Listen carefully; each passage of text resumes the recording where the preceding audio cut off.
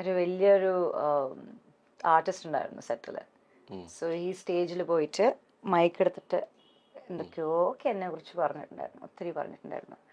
എന്നിട്ട് എല്ലാവരും ഓഡിയൻസിലിരുന്ന് ചിരിച്ചു. പക്ഷെ എൻ്റെ പ്രൊഡ്യൂസർ ബൈജുവായിട്ടും കണ്ടിട്ടുണ്ടായിരുന്നു. അപ്പം കണ്ടു. പക്ഷെ ആ സമയത്ത് ആ അത്രയും വലിയൊരു ആർട്ടിസ്റ്റ് ഒന്നും പറയാൻ പറ്റില്ല. ബൈജുവായിട്ടും വന്നിട്ട് ഒന്നും വേണ്ട, കരയണ്ട കേട്ടോ എന്ന് പറഞ്ഞിട്ട് എന്നെ ഒന്ന് കൺസോൾ ചെയ്തത് എൻ്റെ പ്രൊഡ്യൂസറായിരുന്നു. എന്ന് വെച്ചാൽ കണ്ണൊക്കെ നിറഞ്ഞു. കണ്ണ് നിറഞ്ഞപ്പോൾ ബൈജുവായിട്ടും കണ്ടു. പക്ഷെ എല്ലാവരും, അതും മോസ്റ്റ്ലി എല്ലാവരും ആണുങ്ങള്, all the men sitting in the audience എല്ലാവരും ചിരിച്ചു. അത്രയൊന്നും ചെയ്യരുത്. അത് റാഗിങ് ആയിട്ടാണ് ഞാൻ കൺസിഡർ ചെയ്യുന്നത്. ശരിക്കും അത്തരം സിറ്റുവേഷനിൽ ഫേസ് ചെയ്യേണ്ടി വരും എന്നുള്ളത് മുൻകൂട്ടി അറിയാത്തതിന്റെ ആയിരുന്നു.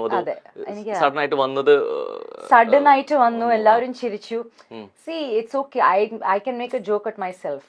എനിക്ക് അത്രയും സെൻസ് ഓഫ് ഹ്യൂമർ ഒത്തിരി ഉണ്ട്. I don't take it so seriously. പക്ഷെ ഡേ വൺ ഇത്രയും വലിയൊരു ഷോ നമ്മള് ആങ്കറിങ് ചെയ്യുമ്പോൾ എല്ലാം ഇങ്ങനെ പിടിച്ചു വെക്കുമ്പോൾ ഒരു ടെൻഷൻ ഉണ്ടാവും. പിന്നെ തന്നെയാണ് ഞാൻ അവിടെ ഞാൻ ആരും അറിയില്ല, നോ ബഡി. എല്ലാവരും ഞാൻ ഇന്ന് രാവിലെയാണ് ഫസ്റ്റ് ടൈം കണ്ടിരിക്കുന്നത്. അപ്പോൾ ചെറിയ ഏജും കുറച്ച് കുറവാണ്. അപ്പോൾ ആ സമയത്ത് ഇത്രയും ടെൻഷനിൽ പെട്ടെന്ന് ഇങ്ങനെ ആരെങ്കിലും എടുത്തു വെച്ച് പറഞ്ഞാൽ, അതും വെറുതെ ചെറിയ ജോക്കൊന്നുമല്ല, ഒത്തിരി ഇഷ്ടപ്പെട്ടു. അതൊരു അറ്റ്ലീസ്റ്റ് ഒരു 2-3 മിനിറ്റ്സ് എന്നെ കുറിച്ച് ഇങ്ങനെ ബാക്ക് ടു ബാക്ക് പേരെടുത്ത് വിളിച്ച് കളിയാക്കുക മൈക്കിൽ സ്റ്റേജിൽ നിന്നിട്ട്. സോ ഇറ്റ്സ് മനസ്സിൽ തട്ടും. ട്രാക്ക് തന്നെയായിരുന്നു 100%. മലയാളം കണ്ട ഏറ്റവും ഹിറ്റ് ഷോ കൂടിയാണ് ആക്ച്വലി വോഡഫോൺ അല്ലെ, കോമഡി സ്റ്റാർ. ഒരു തുടക്കക്കാരി എന്നുള്ള രീതിയിലേക്ക് കിട്ടിയ സ്വീകാര്യതയും വളരെ വലുതായിരുന്നു അല്ലെ, ഒരു ആങ്കറായിട്ട് ഇത്രത്തോളം. പക്ഷെ എന്തുകൊണ്ട് അവിടെ പെട്ടെന്ന് കുറച്ച് നാളുകൾക്ക് ശേഷം അവിടെ ആങ്കറായിട്ട് ശ്രുതി മേനോനെ കാണുന്നില്ല? ജഡ്ജസ് ആണെങ്കിലും ബാക്കി ക്രൂ ആണെന്നുണ്ടെങ്കിലും ബാക്കി എല്ലാവരും അതേപോലെ തന്നെ നിൽക്കുന്നു. എന്തുകൊണ്ട് ആങ്കറിനെ പെട്ടെന്ന് മാറ്റി? ഇതേ രീതിയിൽ സഹകരിക്കാൻ പറ്റാത്തത് കൊണ്ടോ, അല്ലെങ്കിൽ വിട്ടുവീഴ്ചകൾ തയ്യാറാവുന്നതുകൊണ്ടോ, എന്തുകൊണ്ടായിരുന്നു? എനിക്കറിയില്ല റോഹൻ, ടു ബി ഓണസ്റ്റ്. ഞാൻ ചോദിച്ചില്ല. ആ ഷോനെ കുറിച്ച് എനിക്കൊന്നും നെഗറ്റീവ് പറയാനില്ല. ഫസ്റ്റ് ഓഫ് ഓൾ, കാരണം നെഗറ്റീവ് ഒന്നും ഇല്ല. ഈ ഒരു ചെറിയൊരു എക്സാമ്പിൾ ഞാൻ പറഞ്ഞത്, അതൊരു വേറൊരു ആർട്ടിസ്റ്റ് കളിയാക്കിയത്, ദാറ്റ് ഈസ് കംപ്ലീറ്റ്ലി ഡിഫറെൻറ്റ്. പക്ഷെ that show Vodafone comedy stars എനിക്ക്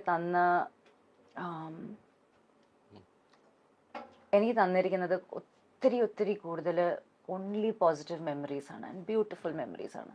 എന്ന് വെച്ചാൽ എല്ലാവരും എന്നെ അറിയുന്നത് കോമഡി സ്റ്റാർസ്. പിന്നെ ഞാൻ എയർപോർട്ടിൽ, ഞാൻ ചിലപ്പോൾ കൊച്ചി ടു ബോംബെ ടു കൊച്ചി, ഞാൻ താമസിക്കുന്ന വീട് ബോംബെയിലാണല്ലോ.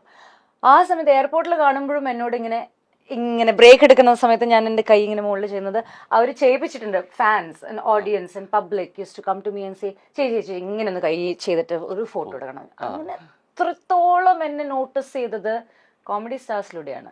അപ്പോൾ I have only amazing things to say about comedy stars.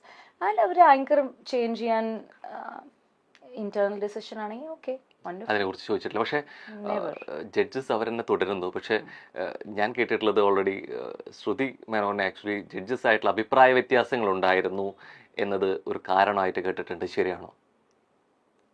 Not at all, never. ഞാൻ ഓൺ ക്യാമറ പറയാണ്, ഒരിക്കലും ഇല്ല.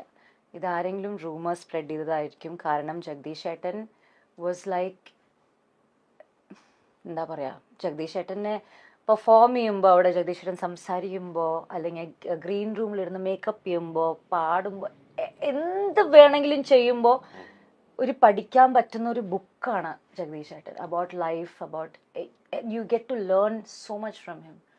ഒരിക്കലും ഇല്ല. പ്രൊഡ്യൂസേഴ്സിൻ്റെ കൂടെ ഒരിക്കലും ഒന്നും ഉണ്ടായിരുന്നില്ല. ബൈജുവേട്ടൻ, ഇപ്പോഴും ബൈജുവേട്ടൻ ഞാനും ഇടയ്ക്കിടെ സംസാരിക്കും. അങ്ങനെ പറഞ്ഞവർ തെറ്റാണ് പറഞ്ഞിരിക്കുന്നത്. ഇറ്റ്സ് എ ലൈ, ആബ്സല്യൂട്ട് ലൈ. അങ്ങനത്തെ ഒന്നും ഉണ്ടായിട്ടില്ല. തീർച്ചയായിട്ടും അന്ന് ഷോ ചെയ്തുകൊണ്ടിരിക്കുന്ന സമയത്ത് സ്വാഭാവികമായിട്ട് ആങ്കറായിട്ടിരുന്ന വ്യക്തിയായിരുന്നു കൂടിയായിരുന്നു. പിന്നീട് അങ്ങോട്ട് ഷോയ്ക്ക് കണ്ടക്ട് ചെയ്ത് പിന്നീട് അവിടെ നിന്ന് കിട്ടിയ അവസരങ്ങൾ വളരെ വലുതായിരുന്നു. നമ്മൾ വോഡഫോൺ കോമഡി സ്റ്റാർ പിന്നെ കണ്ടത് അതിൻ്റെ അടുത്തൊരു സീസൺ ഏകദേശം 8 വർഷത്തോളമൊക്കെ നീണ്ട് ഇത്രത്തോളം ഹിറ്റായിരുന്നു. ശരിക്കും അടുത്തൊരു ആങ്കർ വരുന്നു, അവർക്ക് ഇത്രത്തോളം റീച്ച് കിട്ടുന്നു, ആ ഷോ ആ വ്യക്തിയുടെ പേരിലും കൂടി അറിയപ്പെടുന്നു എന്നുള്ളത് ഇത് അറിയുന്നത് ഒരു കലാകാരൻ എന്നുള്ള നിലയിൽ സന്തോഷമാണോ അത് എനിക്കുണ്ടായിരുന്ന അവസരം നഷ്ടപ്പെട്ടു എന്നുള്ള രീതിയിൽ ഒരിക്കലും ഇല്ല. എനിക്ക് ഞാൻ വോഡഫോൺ കോമഡി സ്റ്റാർസിനെ ക്രിയേറ്റ് ചെയ്ത ആ എക്സൈറ്റ്മെന്റ് എന്റെ അഭിപ്രായത്തിൽ ആരും ചെയ്യാൻ പറ്റിയിട്ടില്ല, ആർക്കും ചെയ്യാൻ പറ്റിയിട്ടില്ല. ഇല്ല. ആരൊക്കെ പിന്നീട് വന്നു കഴിഞ്ഞാലും ശ്രുതി മേനോൻ ചെയ്ത് വെച്ച തട്ട് അല്ലേ? ആൾക്കാർ പറയട്ടെ, നിങ്ങൾ പറയൂ. ആ ഡെഡിക്കേഷൻ, ആ ഒരു എനിക്ക് കിട്ടിയത് ഞാൻ തിരിച്ചു വോഡഫോൺ സ്റ്റാർസിന് കൊടുത്തിട്ടുണ്ട്, 100% കൊടുത്തിട്ടുണ്ട്. ആൻഡ് എൻ്റെ അഭിപ്രായത്തിൽ അത് ഞാൻ എന്താണ്, അതൊരു കോൺഫിഡൻസ് വെച്ചിട്ടാണ് ഞാൻ പറയുന്നത്. I am not saying it because I'm not a bad human being. പക്ഷെ ഞാൻ കോൺഫിഡൻസിന്റെ കാരണമാണ് ഞാൻ പറയുന്നത്. ഞാൻ എൻ്റെ അഭിപ്രായത്തിൽ ഞാൻ ചെയ്തത്ര എത്തിയിട്ടില്ല. Also I M so surprised. ഇപ്പൊ രോഹൻ പറഞ്ഞിട്ടാണ് ഞാൻ കേട്ടിരിക്കുന്നത് ഈ റൂമേഴ്സ്, ജഡ്ജസിന്റെ കൂടെ അഭിപ്രായ വ്യത്യാസം.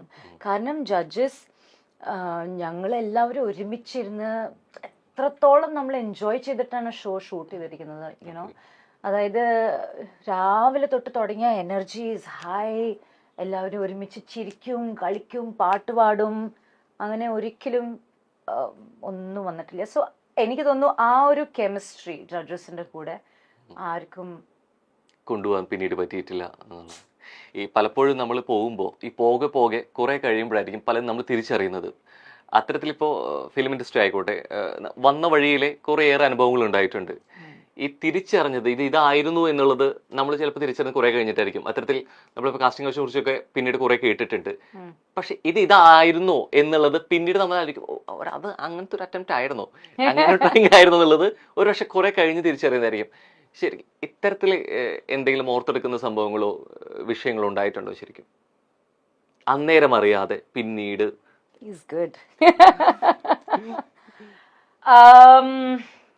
തീർച്ചയായിട്ടും ഉണ്ട്.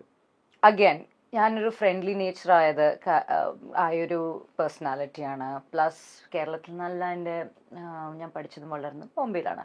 അപ്പോൾ ഞാൻ നേരത്തെ പറഞ്ഞ കൾച്ചർ ഷോക്കിൻ്റെ പോലെ ഞാൻ ഓപ്പണായിട്ട് സംസാരിക്കുമ്പോൾ ഞാൻ പടങ്ങളൊക്കെ ചെയ്യുമ്പോൾ ചില ആക്ടേഴ്സ്, സീനിയർ ആക്ടേഴ്സ്,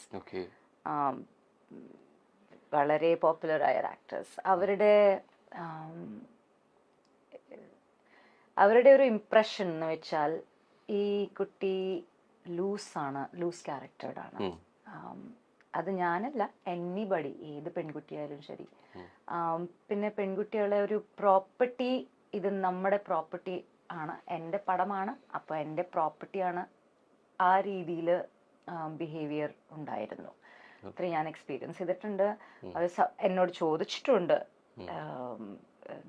നിനക്കെന്തിനാണ് ഇത്ര നാണം, നിനക്കെന്താ നാണം എന്ന് എന്തൊക്കെയൊക്കെ ഡയറക്ടേഴ്സ് ചോദിച്ചിട്ടുണ്ട്. നിനക്കെന്തിനാ ഇത്ര നാണം? അതും പബ്ലിക്കില് ഷൂട്ട് സെറ്റിൽ നിൽക്കുമ്പോൾ, ഷൂട്ട് ചെയ്യുന്ന സമയത്ത് ഓവർ ദ മൈക്ക്, അങ്ങനത്തെ ഹറാസ്മെന്റ്, ചെറിയ ഹറാസ്മെന്റ്സ് ഞാൻ എക്സ്പീരിയൻസ് ചെയ്തിട്ടുണ്ട്. ചെറിയത് ഞാൻ പറയുന്നത് ചെറുതല്ല, പക്ഷെ ഐ സേ സ്മോൾ, കാരണം ഇപ്പോഴും ഇൻഡസ്ട്രിയിൽ നമ്മുടെ പെൺകുട്ടികൾ ചിലപ്പോൾ ഹറാസ്മെന്റ് ഇതിനേക്കാളും ഞാൻ എക്സ്പീരിയൻസ് ചെയ്തേക്കാളും വലിയ എക്സ്പീരിയൻസ് ഉണ്ടാവാൻ. റിയാക്ട് ചെയ്തിരുന്നു? ഞാൻ റിയാക്ട് ഇല്ല.